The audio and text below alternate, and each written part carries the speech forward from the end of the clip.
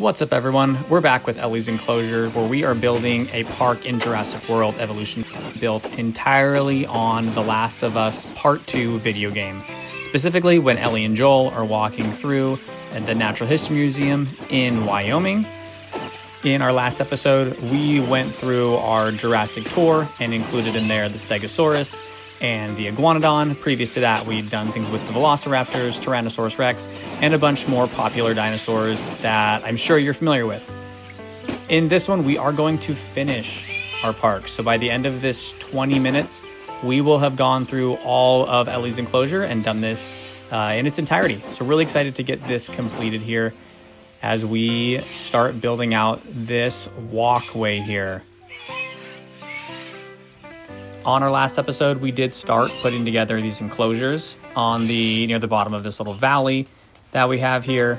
And we'll start putting two different carnivores in here later today. Those are going to be dinosaurs that, again, we're featured in The Last of Us Part 2, whether they were in their skeletons or not. And one of these was actually not in a set skeleton for someone to look at. But if you were paying attention in the game with everything, you might know what that other dinosaur is going to be here. And just as we're doing this as well, I don't have any of the DLCs for Jurassic World Evolution 2, so we will not be able to include things like the Oviraptor or Dimetrodon, so those will not be in here. So it's an entirely different dinosaur that we'll put in here. We'll use a little bit of the random rock generator, putting some more around here. And again, as always, I prefer to use this tool to put in rocks so I don't feel like I'm doing the same exact design for rocks every single time. Looking over the edge here, we're not going to use any viewing stations for this first one. I'm going to just leave it as a space that you can look over into the valley to see that. We might put a viewing station in the other one, but for this one, we're just going to put this as one you can just walk by. Going to put the animal feeders in the back because I don't like when we can see the animal feeders as much as possible. And then putting just a little more shrubs in this one so it feels a little more treaded on and walked around. A little bit of a different rock in here because these are in two entirely different carnivores that we want to put in here. And I don't want the enclosures to feel completely the same, even if we're going to use the same river through both of them. So we've used a couple of different spots here for different kinds of amenities that Ellie would have enjoyed. And this is one that we're going to use that is very familiar to people with The Last of Us, where we are actually going to create not an action figure station, but this is going to be a comic book store where Ellie can come in and read her comics that she reads, things that she'd had Joel started to try to read to connect with her as well. So we're going to make sure that they have a spot here to have those books and comics that they can both enjoy. Or could both enjoy. I'm not trying to give spoilers away from The Last of Us Part 2, even though it is a couple years old. But it is a great game. One of my favorites of all time. We're going to fill in a ton of this space with this luxury path, but this takes a minute, so I'm just going to skip forward a moment. And you can kind of see the shadow of one of the dinosaurs that we're putting in this enclosure here. And I am going to try something that I am not good at. So we are going to try some path art. And I'm going to try to do the Fireflies logo or emblem in The Last of Us. Bear with me. This is a new idea, new concept for me that I'm figuring out. So I want to do this for a couple reasons. One, because The Last of Us features the Fireflies as one of the power groups in the game, and also the personal connection that Ellie has to that group. But we'll get to a little more of that when we come back that direction. First, I need to clean this up over here because I don't like the extra the floor, the ground that I can see here. So we're going to put some of our hedges in here, and we're just going to try to make this look a little bit cleaner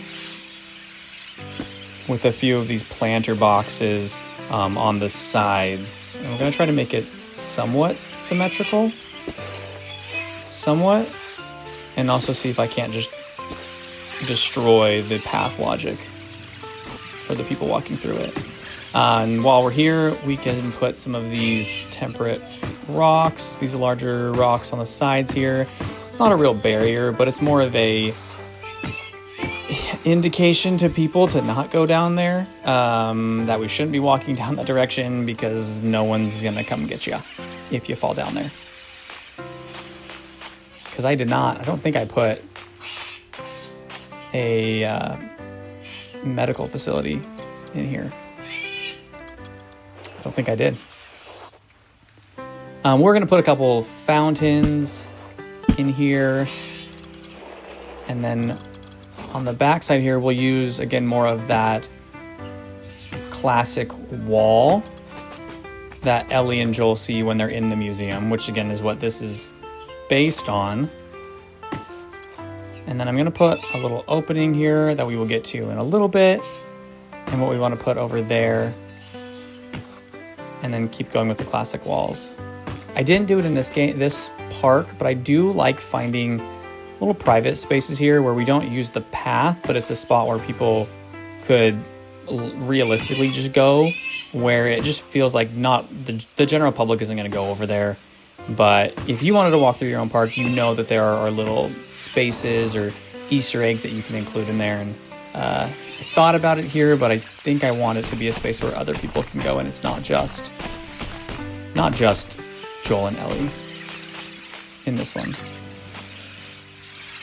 And this brings us to our 2 carnivores that we have in here, that we put in here. So if you were paying attention closely in the Last of Us game, there is a poster in the back that Ellie walks by, and that poster includes the Spinosaurus, which is why we have that included in our enclosures today.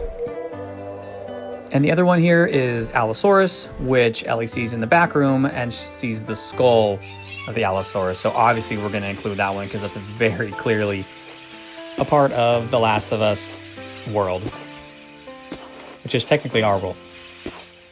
Just no zombie cordyceps for humans. Anyways,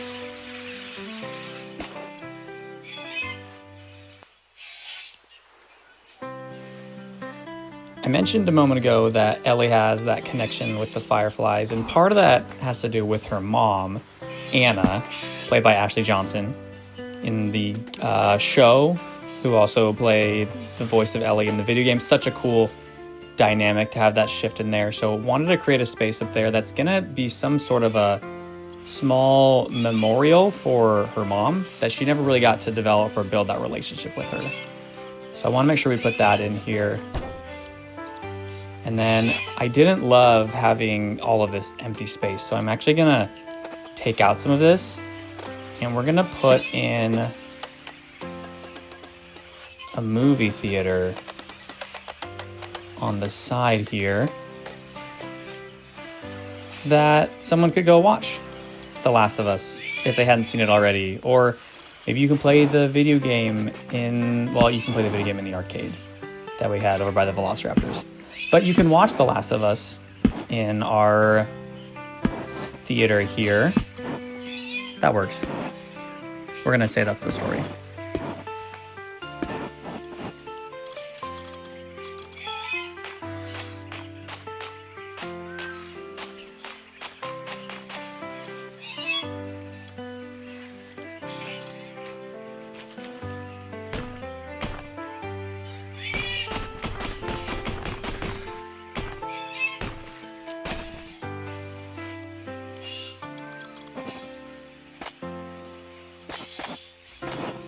Putting in some more tables here to build that out. And then over here, I put a few tables, but I want this to be a little bit simpler, where it just has that firefly light emblem. I think emblem's the word.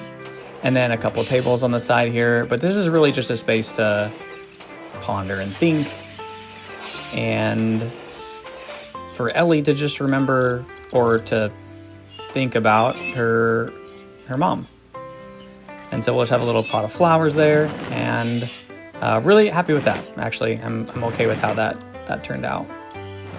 So last space that we want, the last space in the last park we want to build here is just an overlook that we can look into another valley space, and I want to kind of create the same kind of a walk path or walkway that Ellie starts going through when she even comes to the museum in the game. And then I want a little overlook in this little corner that she can sit and enjoy and look at the rest of the dinosaurs, because this will be the last enclosure in this park. And I will still be doing more parks like this, or just different parks as well, through the next couple weeks, and then as we get into Jurassic World Evolution 3. So if you do enjoy things like this, or you like park building, or you like The Last of Us, definitely give us a like, give us a subscribe. Would love to hear more about what do you want to see. What are some other park designs that you would want to see us try and see me put together. I am always up for a challenge or something different, and wanting to get a little bit better every day, and this is just one of those ways to do that. So thank you in advance for the comments and the feedback, and what you like and where do you feel like we can get even better in the future. And I want this to have an opening in the middle there that people can see into and look at the dinosaurs. But I don't want to have like a ridiculous amount of visible fencing for this. So I want just a space where we feel like the dinosaurs would come and they would drink and eat and maybe spend some of that time out in the open a little bit more, but not feeling like it's just like every other enclosure that we could build in like a square lot. We'll put a couple rocks in here. I don't know what exactly I'm gonna do with that, but we're gonna start putting it together. Sometimes I don't know exactly where we're going with something like this, and I just kind of let the rocks take me where it goes and help tell the story. I don't love having the entire thing built out from the beginning, because what's the fun in that? Like if I can't go through this and create it on the spot, and it's just building something, that just feels like homework. And if I can do this where we feel like we're just enjoying it, we're just trying to put something together, that's way more fun for me. So we'll build this out, put the trees in here.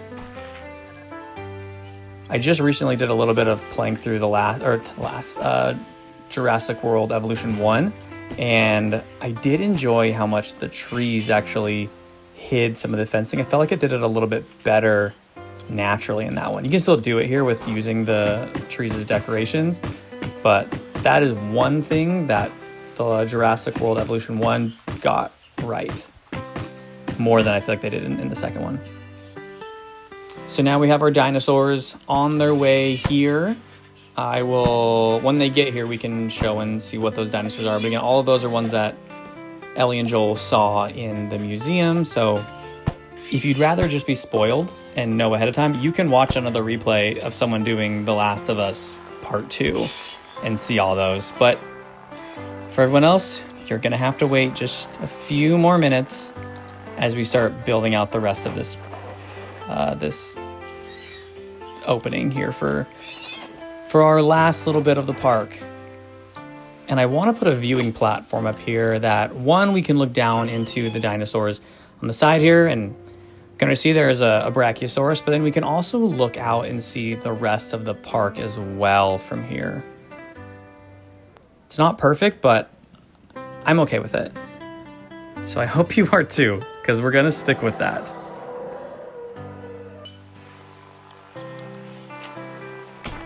We need to put a couple more trees in here, and we're always going to use some of the decoration trees to get us a little closer to the path, because the brushes don't let us get as close as I might like for that. And I'm excited to see what that looks like for Jurassic World Evolution 3 when that comes out next week on October 21st, and to see how close we can get with those terrain tools and everything else that comes with that game.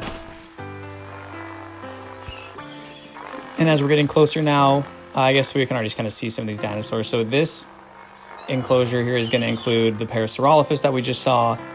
It also is going to include Brachiosaur that Ellie is able to see in the middle of the museum. And then this will also have the Gallimimus as well. So we'll have the 3 dinosaurs in here that people can look into. And I'm really hoping, because the Gallimimus can be kind of... they can get out of these enclosures sometimes. I'm really hoping that the amount of rocks I have over there will make that a little more challenging for them to get out of, because I do not want to go chasing Gallimimus through the park. Put some benches on the side here, because again, this is where people will be able to just look over the side and then kind of look at those dinosaurs. And some of this is going to be more just aesthetics at this point. So we're going to put in a shelter. We'll put in well, I don't like those, but we'll put in some of the aviary perches that we used before, just as a decorative piece.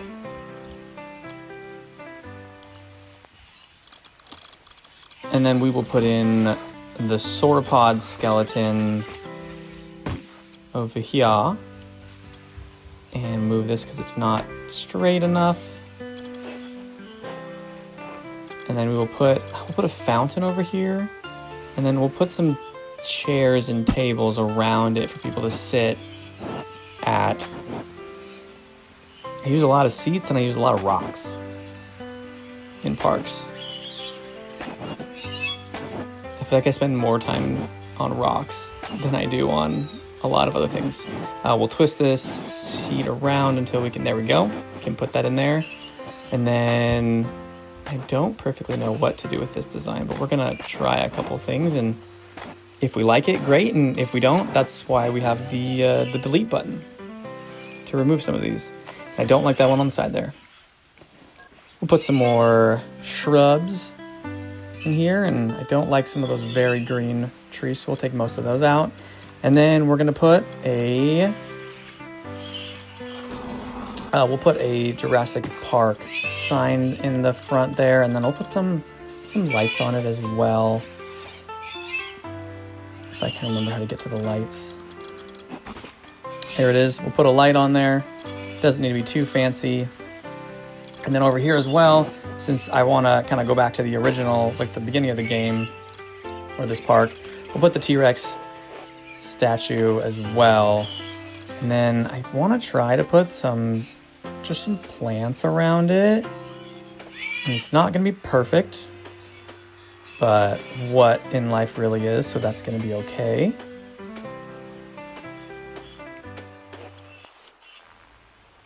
And I'm okay with that. I'm okay with that. So last thing we want to put in here is going to be just a remote viewing gallery.